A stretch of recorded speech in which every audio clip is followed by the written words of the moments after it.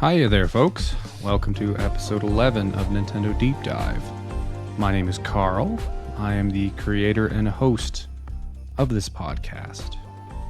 To the uninitiated, Nintendo Deep Dive is a retrospective-focused Nintendo show, all about retro Nintendo games and retro Nintendo machines, often featuring retrospective reviews.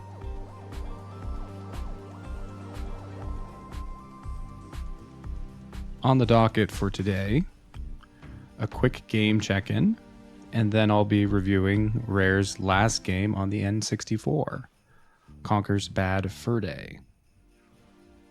It's also the last Rare game that I needed to review. Those other two, which I won't name, notwithstanding. That's what we got going on, so let's deep dive right in. So for the game check-in, started playing Pikmin 4 as per viewer request. I had the notion in my head not to be a sourpuss about it till I was approaching the end. Admittedly, I got real ornery with the tutorials and chatter. It's not like Pikmin 3 didn't have some onboarding, but this is different. Rather than button prompts with a scattering of character commentary or maybe a shiny disc object that brings a quick blurb with a cute hand-drawn picture, they instead go with banal chatter that stops you in your tracks a dozen different times throughout the first 3 days, though mostly in the first. Obviously, mechanics need to be explained, but not in a unnatural, stilted, pace-killing way. I can't speak to specifics about the previous Pikmin games, but at the end of it, it's whistling, aiming, and throwing. It's apparent from just me talking right now that I was very annoyed, and moreover, couldn't stop yawning throughout the live stream. Good news though, once it started being a Pikmin game, my energy returned and I had a good time. Certainly still have my concerns, but after a day or two of canvassing, multitasking, dividing my resources, and watching everything progressively fall into place, just felt good in a way that only Pikmin does. All I'll say about it for now, but if you go to Nintendo Deep Dive on YouTube, I have an ongoing Let's Play. Also on the channel, I've been playing Bad North, which is similar to Pikmin, except that it's not.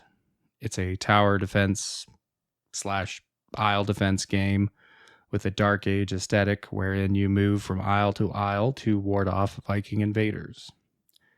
It has roguelike elements to it. With each run, there's randomized islands, randomized characters, randomized enemies. Mistakes are permanent, though there is 2 checkpoints to be unlocked across the 50 aisles. I won't be any more specific than that, though.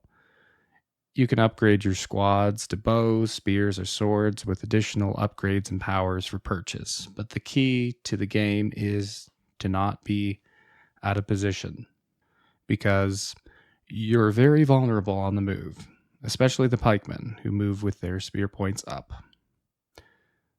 They're also vulnerable to arrows. So it's very imperative that everyone is where they need to be.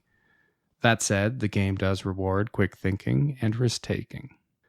The big one being dividing your army to hold 2 aisles in one turn, which yields more money in a turn and ensures that the invading army, or the invading tide rather, doesn't overtake aisles before you've had the chance to defend them. I liked this game, except when I didn't.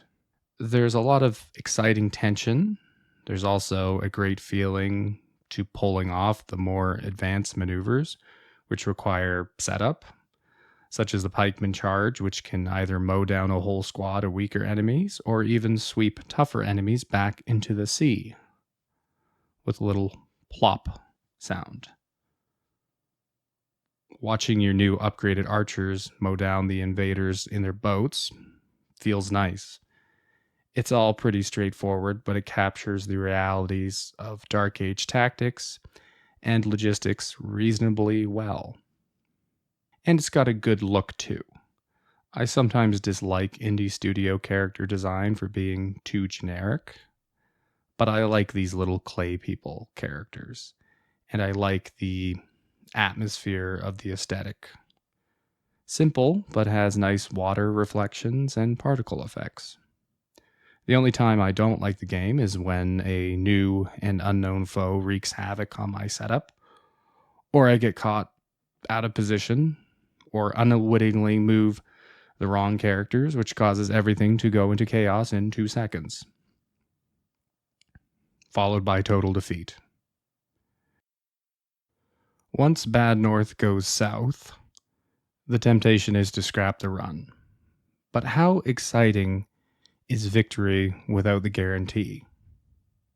So I actually managed to beat the game after half my forces were annihilated, with another quarter following soon after. I finished the final level with only 2 archer squads, each badly battered and exposed. It felt great. That said, that's all I have for game check-in. So let's break it up with some music and then continue on with Conker.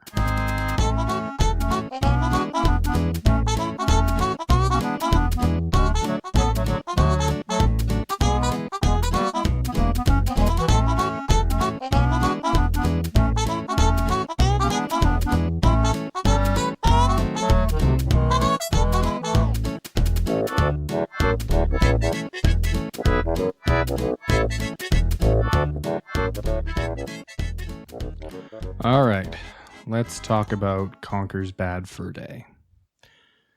Released in early March of 2001, at least in North America, which is actually a month after Paper Mario, which makes Conker probably the last high-profile release on N64, if we're not including Mario Party 3 or Dr. Mario, which came out in May and April respectively. Developed by Rareware, but none of the big names, aside from Robin Beanland, who, of course, was the composer of that great Jet Force Gemini soundtrack. But other names attached to the project are the director, Chris Sever, however you say that, and the head designer or programmer, Chris Marlowe.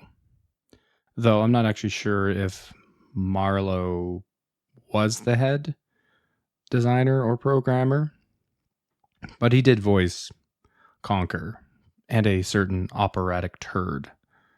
So, obviously very important and very talented, naturally. Pedigree aside, I'm going to rattle off some thoughts. Great looking game, per the usual for Rare, but Conker's got a particular edge to it, if only because of the beautiful skyboxes. Love those, and I'll get into that a little later. Next thought. The game initially presents as a 3D platformer, a collectathon even, but it's not. It's something, but not that. Third thing, the game has a mean sense of humor, not just the usual juvenile antics, it's meaner somehow. Sometimes amusing, but often not. It's also very self-aware and irreverent of the fact that it's a video game.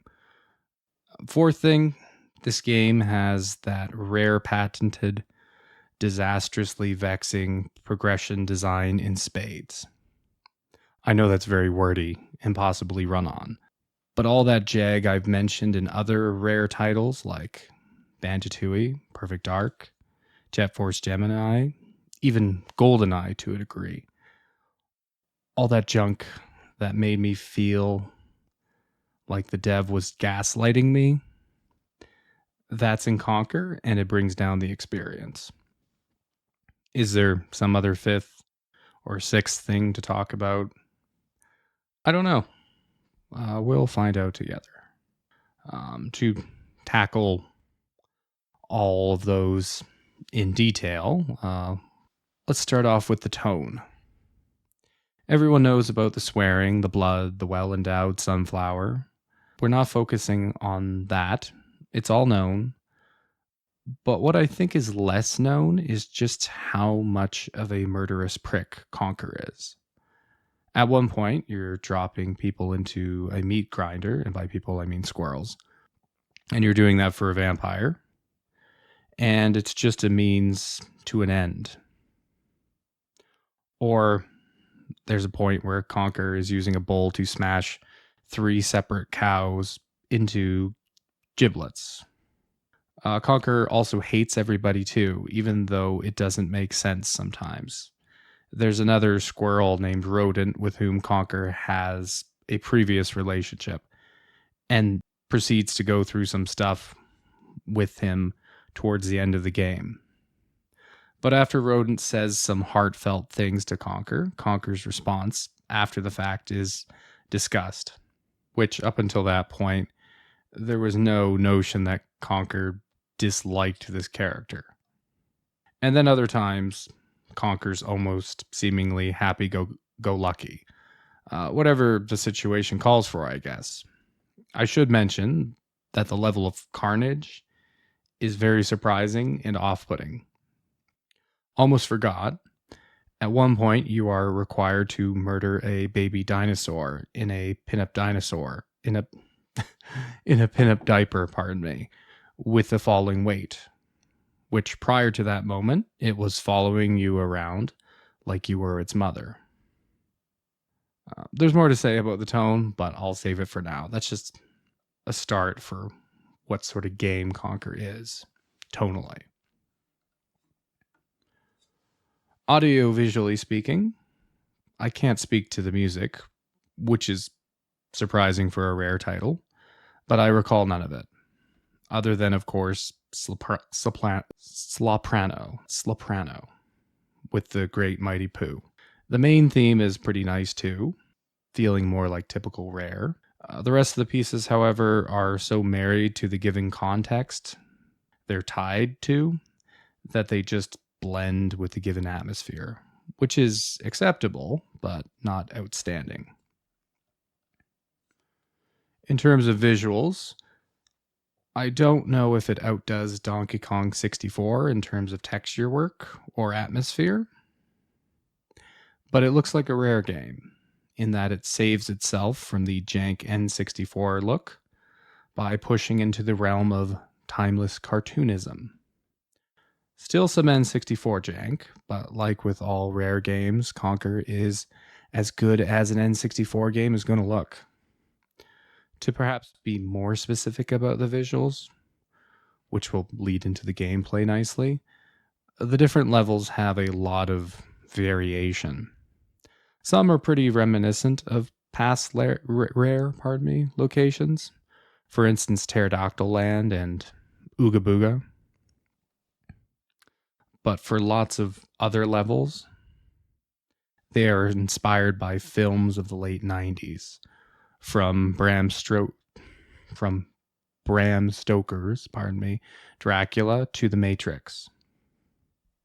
So to speak on the tone again briefly, a lot of the humor is parody. You get a repeat of Keanu Reeves' interaction with Gary Oldman as Count Dracula, the horrific beach landing of Saving Private Ryan. I also think Deliverance is in there too, as well as Terminator. But the joke is that it's done in a cartoony setting. So in terms of visual variety, it depends on what's being lampooned. Or in other cases, rather, it's more reminiscent of the Rare look. Flipping back to the tone and how it came about, the game was being developed in 1997 as Conker 12 Tales. That was one of the names anyway. It had a few different names, but I think that was the original one. Heavy inspiration from Super Mario 64, but in 1998, one of Rare's other teams ate their lunch. with Banjo-Kazooie. According to interviews, this created an identity crisis for Conker, which was farther compounded by the lukewarm previewing reception from the games press, specifically citing its generic kiddie look. Of course, from there, this is the game we got. Initially, I held the notion that the developers were in on some joke about not just the absurdity of edginess in media, but also the adolescent perception and pursuit of the adult image. But from their own mouth, as seen in interviews, such as some on Rare Replay, they were being genuine with this tone, which they allude to being a little embarrassed about, naturally. I'm certainly surprised by this on account of how juvenile so much of it is. It's hard to believe that an adult would write any of this or find it terribly funny unless there was some kind of commentary that they were weaseling in. That said, we'll probably talk about tone again at some point. But for gameplay and structure, at first glance, I thought it was a collectathon platformer. There's a hub world with level entrances and everything. Though it's fairly immediate, something is different. There's very little exploration. The levels are pretty small, even compared to Banjo-Kazooie, which itself was pretty contained. But for that game, there was a certain density of points of interest, even if the square footage was modest. But for Conker, most of your tasks are assigned to you by NPCs or in cutscenes. And once you are on your way, there's very little to distract you. Though that could be particularly or partially due to how tiny the levels are. Though the overworld is equally cramped. And unlike Banjo, there's no expanding it. It stays small. To give you an example of one of the levels, the poop shed, or whatever it's called. I actually have no idea what it's called. The poop shed is a flooded room with 2 levels and also a small circular pasture attached. That's it. That's all. The most famous encounter in this game is with the Great Mighty Pooh, and it takes place in one area with nothing to explore. From there, you go to the Ooga Booga place, which is a narrow corridor, which has a single room dance club on one end, and on the other, there's a Temple of Doom-esque dragon head altar room with an attached back room filled with winding pathways above lava. I guess there's also that very small lava river circuit with the irritating chase section and also the fighting arena. But that's it. And just as a reminder, most of these sections are straight throughs with no exploration. I bring up the game size not as a criticism. Would be far too simplistic a criticism, but merely to point out that the game has maybe 6 hours worth of content, probably even 5, to be generous. Yet I played it for 20. I'll hold my horses on that point for a moment, however, and finish off describing Conker's gameplay. For Conker's gameplay, variety is the spice of life. Starts out as a platformer with a frying pan for a melee weapon, and ends with Conker in a mech suit, reminiscent of Ripley's power loader in Aliens, of course. And between those 2 points, Conker will tote a shotgun to blow off zombie heads, ride a giant velociraptor-like dinosaur, wield a bazooka, surf on a lava river, and let's not forget, throw toilet paper at a giant turd. I should also mention the context-sensitive actions that happen in Conker. but it's too banal for even a brief explanation. In short, the game's mechanics change with the given situation. Best way to describe Conker's gameplay. Unfortunately, the game's main failing is in its varied game design and gameplay. Actually, the gameplay design in general. Let's start with the camera, because it might be the worst camera in one of these rare games. Not terrible, but the worst. In terms of game design, you're often given or guess the vague sense of what you're supposed to do, but are left floundering as to how to do it. Though there's also times where the task at hand is simply hostile in design, in that it's either punishing, such as the Teddy/laser gauntlet in the It's War chapter, or tediously time-consuming, such as when you are chasing the cogs around in a circle in the tower and you have to hit them with your frying pan to catch them. And then there's another obstacle where you might lose them and then you have to chase them in a circle again with very small margin of error. That kind of time-consuming and tedious. I'm not actually sure I can even scratch the surface of all the bad design in a reasonable time frame. But there's plenty of video evidence on the channel if you want a front seat. Basically, to describe my main frustrations with the gameplay, when you design a task or challenge in a game, the main thing is to ensure that the player can reason out what you, the developer, want them to do. Whether it's straight up telling them, or through visual cues, breadcrumbing them, whatever. Though it's also really important that a player receives proper positive feedback when they are either doing the right thing or close to the right thing, so that they continue on that path.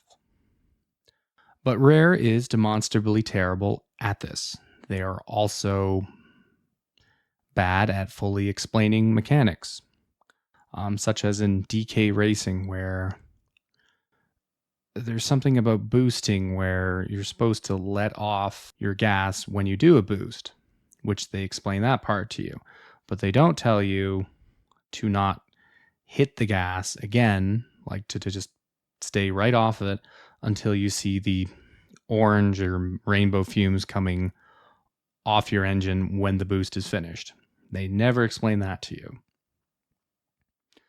But I'm not going to get sidetracked. As an example of Rare's folly, there's that bit in Perfect Dark where you have to install software into a computer to do a thing. However, you need to activate the software that you just installed from a separate computer, which is asinine and took me 15 minutes to realize because of all the other crap I tried. Hit all the different buttons on the Xbox controller because I was playing it on the Xbox, which also adds some confusion. But even if it had been on original hardware, did the right thing, but couldn't follow it up in a normal fashion. That's how that went. Then in Conker, I got super stuck with the crapping cow. I actually planned to verbally walk you, the listener, through how that occurred. But that would be so much spilled ink for such little result. So to speak in abstract terms, I did the right thing, but the game's feedback made me feel like I did the wrong thing. The following steps I took were reasonable, but erased any evidence of progression that were in fact there, which compounded the issue. And from there, I was barking up all the wrong trees while actively avoiding the right one. Struggling to find the right course can make one feel stuck, But having found the right course of action and yet are now convinced otherwise, you can be stuck for days when that happens. Normally, my breaking point is 4 to 6 hours, but this was a stream, so I went to a walkthrough with this cow situation after maybe 30 to 40 minutes and was livid to discover that I had done the right thing, but missed the signal, if you will. When this happened in this particular case, I blamed the game, but then I thought it was my fault and I'm just making irrational excuses. Of course, this happened a half a dozen more times, costing me anywhere from 10 minutes to an hour. With each time, the matter of whose onus did the failure belong in question. To those who've listened to my reviews of Perfect Dark and Banjo-Tooie, and even Jet Force Gemini, you'll know this is not unusual for a Rare game. Doesn't apply to all of them, but more than enough. To me, Rare's game design has this phenomenally unique ability to gaslight me. I'm dumber than I wish I was, but I'm the guy who likes every last water temple in Zelda. And speaking of Zelda, I thought the original was very digestible. No walkthrough required, save for Dungeon 5, of course. The fact of the matter in regards to Conker is that it fails to convey what it wants its players to do, whether it be the example above or in other cases, the execution window is too small and too specific, while also entirely unspecified, such as with Booga the Nut, or in other cases, the game's jank programming causes confusion or just vexation, such as any instance that involves NPC pathfinding. That's the main stumbling stone of Conker. Constantly recurring. But there's other junk too. Conker's prolonged state of unresponsiveness after taking a hit almost guarantees follow-up damage to sometimes devastating result. When using guns, hipfire is never a good idea, even when it should be, which is a big problem in regard to bayonet-wielding teddy bears, of which there is a lot.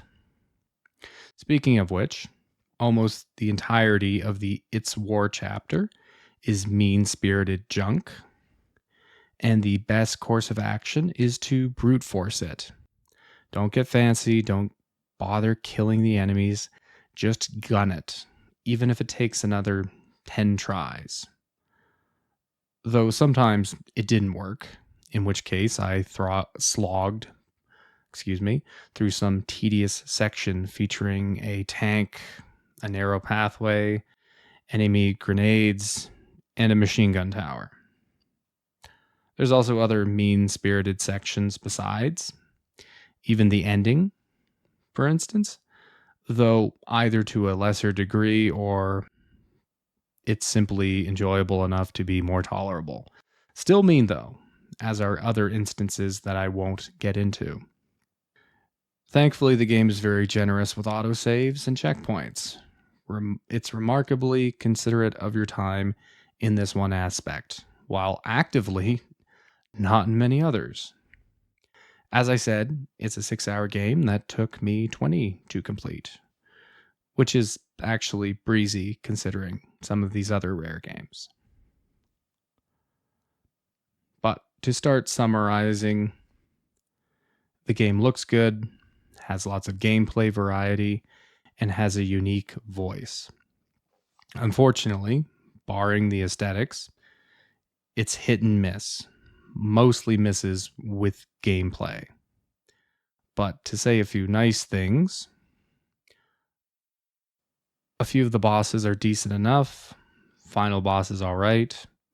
Very intense. The killer teddy bear and the great mighty Pooh, those are also, decent enough, as I said. I was also quite impressed with the Matrix parody section, both visually and in gameplay. Surprisingly difficult, seeing as bullet time in other games almost makes a player invincible. But it was almost refreshing that that wasn't the case here. Took me 9 to 12 tries, but it felt almost fair, and I wasn't distracted by my own confusion.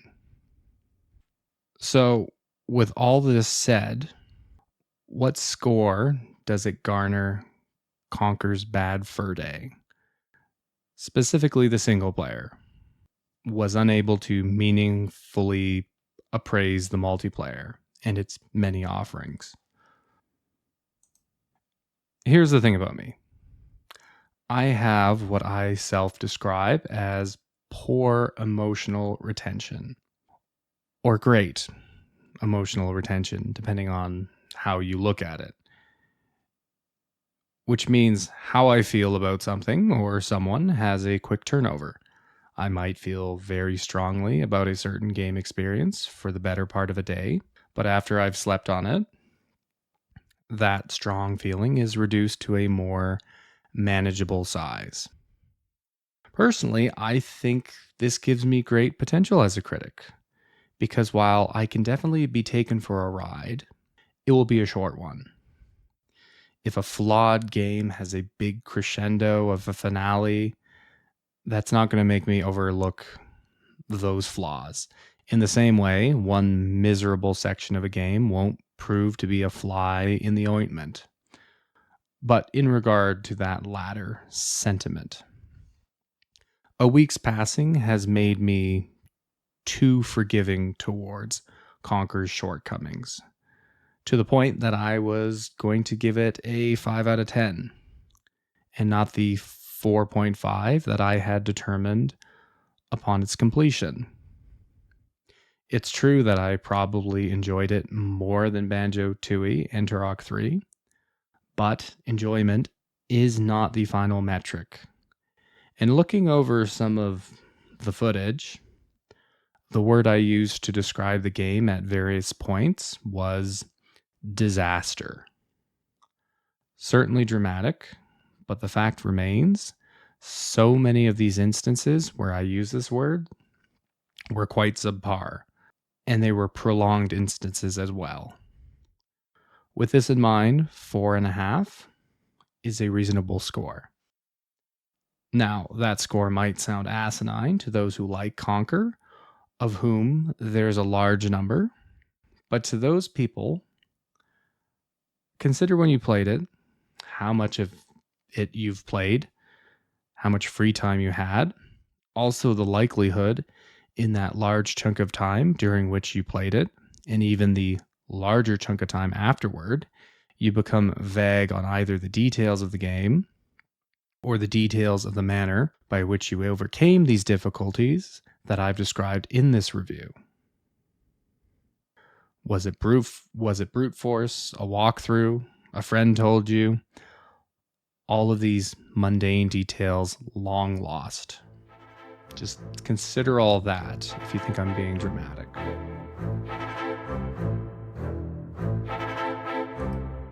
I am the great mighty Pooh, and I'm going to throw my shit at you. A huge supply of tish comes from my chocolate starfish. How about some scat, you little twat?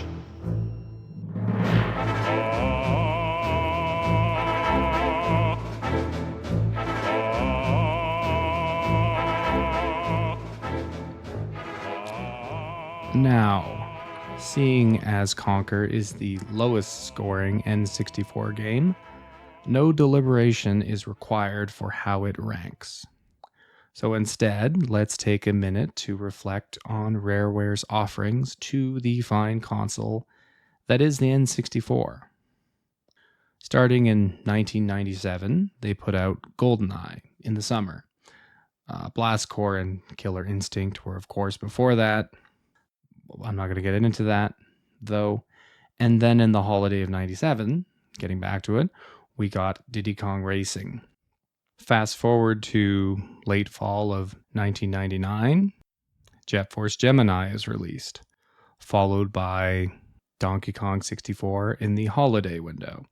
In the year 2000, Rare released Perfect Dark in May, and then in the holidays released Banjo-Tooie and Mickey Speedway USA. And then, finally, Conker's Bad Fur Day in March of 2001. I'm not one for running away with narratives, but I find it very interesting that Rare's release catalog is almost a perfect downward trajectory as far as quality goes. Barring the fact that I didn't play Killer Instinct Gold, Blast Corps, or Mickey Speedway, and that I actually consider the first big three to be in ascending order. Even so, after Banjo-Kazooie, I consider every game to be worse than the last, with Conker being right at the bottom. I suppose Perfect Dark somewhat messes up that perfect trajectory I described thanks to its multiplayer, but even so. If I had to point out the culprit for the quality drop, I'd blame shoddy game design as seen in Conker, Banjo-Tooie, and also in Perfect Dark, specifically the single player. And also the decision to bloat their game length, as particularly seen in Donkey Kong 64 and Jet Force Gemini. But also that's in those other ones too. Rare is very talented as far as graphics go, and they got a fun tone too. But only in a few instances did the game design match the audio visuals in quality, as specifically seen in Banjo-Kazooie and Diddy Kong Racing. Clearly a workhorse for Nintendo on the N64, but it's because of Banjo-Kazooie, Diddy Kong Racing, and GoldenEye that Rare is remembered. Or at least that's what they should be remembered for. So with all of that determined, let's rattle off my N64 rankings and wrap up the show. To start at the bottom, as is tradition, at number 32 we have Conker's Bad Fur Day. At number 31 we have Turok 3. At number 30 we have Banjo-Tooie. At number 29 we have Bomberman Hero. At number 28 we have 007 The World Is Not Enough. At number 27 we have the original Turok. At number 26 we have Super Mario Party 2. At 25 Donkey Kong 64. At number 24 we then have Jet Force Gemini. At 23 Yoshi's Story. At 22 Shadows of the Empire. At 21 Perfect Dark. At number 20 Turok 2. At number 19, Extreme G. At number 18, Beatles Adventure Racing. At number 17, Battle for Naboo. At 16, GoldenEye, 007 GoldenEye specifically. Pardon me. At number 15, Sin and Punishment. At number 14, Mario Tennis. At number 13, Doom 64. At number 12, Mario Kart 64. At number 11, let's see if I don't screw up this name, Star Wars Episode 1 Racer. At number 10, Smash Brothers 64, or just Super Smash Brothers. At number 9, Kirby 64, otherwise known as Kirby and the Crystal Shards. At number 8, Wave Race 64. At number 7, Rogue Squadron. At number 6, Star Fox 64. At number 5, F-Zero X. At number 4, Diddy Kong Racing. At number 3, Banjo-Kazooie. At number 2, Ocarina of Time. And at number 1, sitting at the top of the mountain, Super Mario 64. That is the rankings of every Nintendo 64 game that I have played for this show. If you have any questions or comments about them, or about the live streams, or anything I've said anywhere, or whatever you want. You can reach me at nalistenerq@gmail.com. That is nalistenerq@gmail.com. But that's it. That's all. I will be continuing to play Pikmin 4 at the time of this episode's release. You can find that over at Nintendo Deep Dive. Following that, I plan to do more N64 titles or more Game Boy Color titles, because I also have been reviewing those as well. And you can find those reviews of both the N64 and the Game Boy Color, and also just some bog standard Game Boy games on the channel, should you wish. And if you're already on the channel, you can find all of this to listen to over on Apple iTunes or Spotify or iHeartRadio or Spreaker and some other place I'm sure that I forgot about signing up on. However you want to find me. In the meantime, to those who listened, to those who watch, to those who do neither, I hope you have a God bless day and that you take care of yourselves or are being taken care of. So until next time, see you later.